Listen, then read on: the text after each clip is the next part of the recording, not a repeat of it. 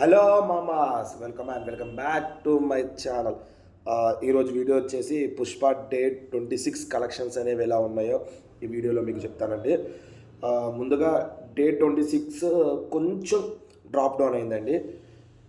ఎందుకంటే 4th week working డేలోకి ఒకేసారి రాగానే ప్లస్ మనం తెలుగు రాష్ట్రాల్లో కూడా 65 to 70 lakhs నెట్ ఎక్స్పెక్ట్ చేసాము.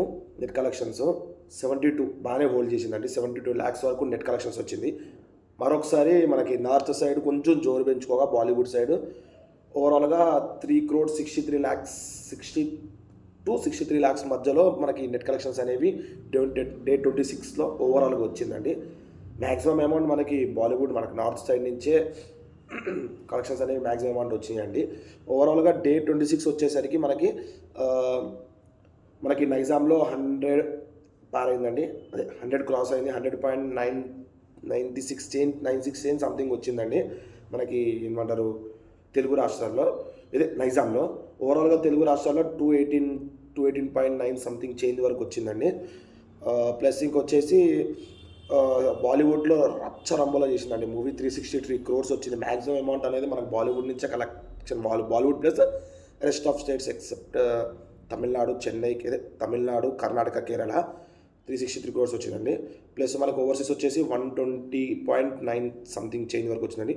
ఓవరాల్గా వచ్చేసి మనకి డే 26 799.63 నెట్ కలెక్షన్స్ ప్లస్ 1672 వరకు మనకి గ్రాస్ కలెక్షన్స్ వచ్చిందండి. టిల్ డే 26 ఇంత కలెక్షన్స్ తీసుకొచ్చిందంటే అది ఓన్లీ పుష్ప 2కే సాధ్యమైందండి. హయ్యెస్ట్ లాంగ్ రన్లో హయ్యెస్ట్ కలెక్షన్స్ పుష్ప 2 ఒక మార్క్ ఎత్తిందండి.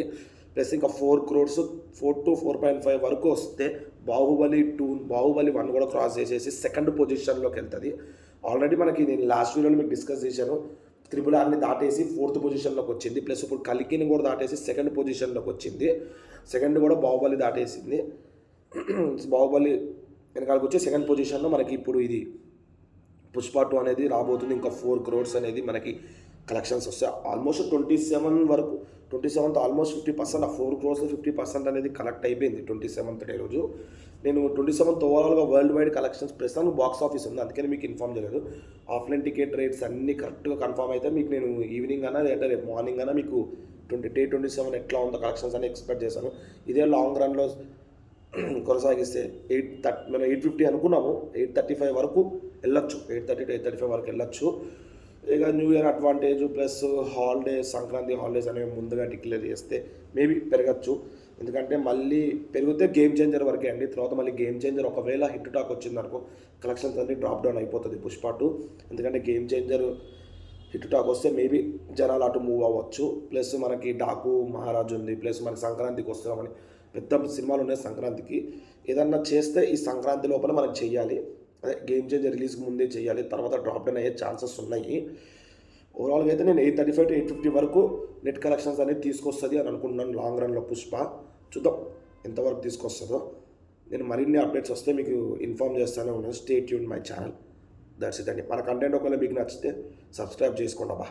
చాలామంది సబ్స్క్రైబ్ చేయకుండా చూస్తున్నారు. అలాగే మన వీడియో నచ్చితే మీకు లైక్ చేయండి, షేర్ చేయండి, అలాగే కమెంట్ పెట్టండి. దట్స్ ఇట్ అండి.